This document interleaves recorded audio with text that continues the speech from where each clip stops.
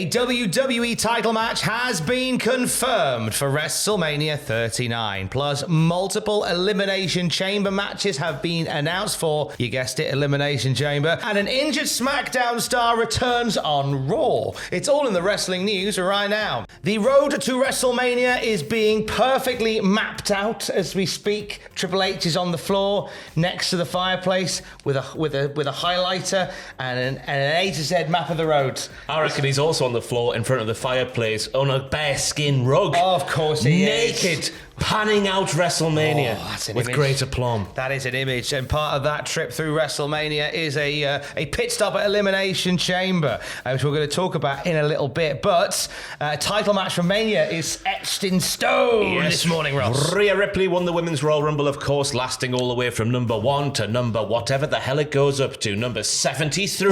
Don't know why I said that, it's obviously 30. Anyway, she's in the ring last night on Raw, and she's cutting her promo, and then she brings up the name of Charlotte Flair, who of course she took on and unsuccessfully challenged at WrestleMania 3rd. No, she lost her title to Charlotte Flair at WrestleMania 36 during the pandemic. It was a long time ago. There was no fans there. It was a weird time for all concerned. And she basically said she was young. She said she was 24 back then. She's now obviously 27. She's grown up a bit. She's matured. She's all that sort of stuff. And Charlotte Flair, she's coming for you. Oh, she says that. She said it's annoying, but Charlotte Flair seems to get better every year. But I'm here to play disruptor. She said, I choose you for WrestleMania. Yeah. So interesting. I didn't see that coming. I thought we were going to keep Rhea Ripley on Raw to face Bianca Belair. Yeah. I like this. They are aware that Ripley isn't going to be the heel in this setup. You are aware that you're going to this is going to be a turn. There's no way. There is no way. But Charlotte's such a likeable babyface on SmackDown. She's so likeable. She's not really. She tries really hard to be likeable, but you just look at her when she's on the screen and you see she's a heel. She's just a heel. Just let her be a heel. And it doesn't mean that I don't like her there. I just think she's better as a heel. Yeah, character work-wise, she's just a natural heel. Yeah. Phenomenal wrestler. Glad she's on the books. She's a brilliant heel. Make her a heel. I think they'll have to. Yeah. There's no way. I refuse to believe they think, oh yeah, they're gonna love Charlotte's comeback against Rhea Ripley, who she beat a few years before. I mean, that went down well with us, didn't it, back in the day? The fact that Charlotte Flair took the NXT title off Rhea Ripley, but all rise for Rhea Ripley, as she said at the end of her promo. Ding dong, mother.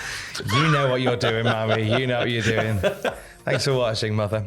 Now, of course, that leaves a gap in the market for the Elimination Chamber, which we'll talk about in a moment. But another title match officially confirmed for WrestleMania. It's one we already knew what was happening. Cody Rhodes, Roman Reigns. But there's an interesting detail because Cody's cutting this promo again on last night's Raw, speaking about his journey from OVW with his VW Jetta, his little banged up little mobile. How lovely. And all the way through until he calls it an excursion when he left the company in 2016 when they came back. Now he's won the Rumble. But interesting for me, Tom, he said he's going after the Uwu, not like an individual one of Roman Reigns' titles. He included both of them in his challenge for Roman Reigns for WrestleMania. You could argue semantics and say that the one thing that Roman Reigns, because he said Roman Reigns after WrestleMania, you can call yourself the tribal chief, you can call yourself the big dog, and call yourself the head of the table, but you will not be able to call yourself undisputed WWE Universal Champion. So you can argue semantics and say you can't call yourself that because I'm having that one. Yeah, and Sami Zayn's having the Universal. Stranger things have happened. Cody got the gears turning as well on Instagram, where he shared a picture of the big gold belt, the gold eagle, the winged eagle. That one. That's it. Not big gold. That's the chunky Flair one, but the Hulk Hogan-y one. The winged eagle, as opposed to another type of eagle.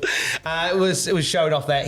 I love the idea of him winning it and then turning up on Raw with a kind of like a re-upped winged eagle with the new logo on the top and stuff, but is essentially the winged eagle. Can you see it actually happening just because of marketing purposes and chat show appearances and giving like NFL winning teams the belt with the massive WWE logo in the middle? I can only see it in my dirtiest of dreams. I mean, because I get why. I know people get bored of the design, but marketing wise, you get why, because it's got the company logo front and center, and I get it. You know, if the winged eagle is a bit less obvious, it's a bit busier. I get it, but God, it also looks nicer though. It does. It looks like a belt you'd want to own. A championship title that you want to own. That you want to own. Let's talk Chamber. So we know that Cody's fighting Roman, so there's no need to have an Elimination Chamber match for the Uwu.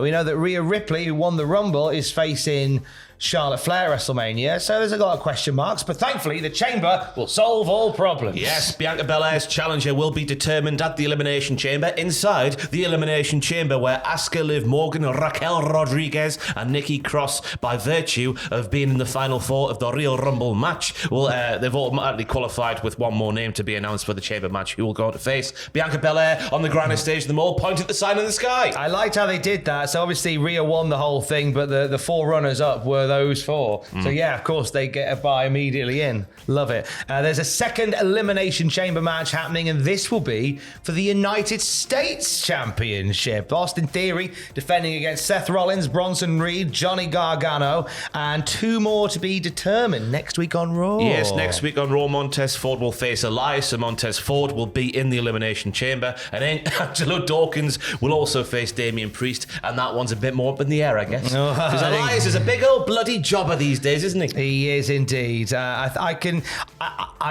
keep saying, are we ever going to see the Street Profits split up? But like, what we might get here is an opportunity to see Montez Ford or Angelo Dawkins shining as solo performers, which I think's nice. Have them both win the title. Lay cool that son of a gun. They share it. Yeah. That's a lovely idea. Lovely. I think what the thing is with this Elimination Chamber pay-per-view, we were chatting about this upstairs with Aidan Gibbons and I, and it's the fact that show, it's going to be about Sami Zayn versus Roman Reigns, which is reportedly the main event for the show, which we'll talk more about that in a little bit. But it's going to be all about that, really, isn't it? It's going to be more on that than the Elimination Chamber matches. So I guess you can be a little bit more relaxed with what the Chamber represents this year. So it can be for the United States title. We've had a Chamber for the IC title before. Yeah. Wasn't very good, but we had one. I think that'd be fun. There's workhorses in that US title match. Ryback's one of the greatest ever Elimination Chamber winners of all time. Yeah. Did he win? I can't remember that far back. It seems like he won. He did, and Daniel Bryan gave him the seal of approval. Yeah, lovely. But it goes back to Triple H sort of putting more importance in the secondary titles on Raw and on SmackDown, the US title, the IC title. So I think it's befitting of that, especially with a champion like Austin Theory, who is a chicken poo-eating poo heel. That's exactly what he is. It says so on his WWE.com bio. One more bit from Raw last night. A SmackDown star is back on Raw. Leave the memories alone, because Shinsuke Nakamura and Rick Boogs are no longer married. Because Rick Boogs is now on Raw. We had the Miz in the ring talking words like he always does. Adam Pearce comes out. Sorry to give him his full title. Pearce comes out and says, Miz, you're always going on about opportunity. You want opportunity this, opportunity that, opportunity the other. Well, there's a man backstage who's been knocking on the door. Someone's been ringing my bell. Opportunity knocks. Out he comes. Rick Boogs, shorter hair, bigger muscles. With a big postcode lottery sign. Yeah, I like Boogs in here. Battered the Miz, pinned him in his suit. Nice. Is it the first time since Terry Funk that a superstar has been moved out of their shoes, manoeuvred out of their shoes? He was doing the Rick Boogs gut wrench suplex back and forth thing, and then when he threw him, Miz's shoe came off. Oh, it might be. Fantastic scenes. First time we've seen Boogs since WrestleMania last year. He tore his quad in the opening match on night 2. Yeah. Bless him. So full recovery for Boogs. I'm interested to see how he stacks up now, because obviously they brought him in as sort of Shinsuke Nakamura's guitar man. From here, as a solo guy, intrigued to see what he does. I worry that he kind of falls into that sort of Madcap Moss territory of like muscle guy with no real discernible things around them other than I am a guy. You know what I mean? Yeah. Like, I'm worried for him because of Pat McAfee not being there to support him. Instead of Pat McAfee going mental and adding to his presentation, instead you're going to have Corey Graves in his fancy suit rolling his eyes. And I hope that isn't too detrimental to Rick Boogs. Because I always thought that Pat, while maybe it did get a little bit old, he's going to get on the table and dance. It was always fun to see, wasn't it? Yeah, it was added to the good time. Yeah, and it's been a good time with you today. We'll have more wrestling news throughout the day at cultaholic.com. Stay safe. Love you, Boogs.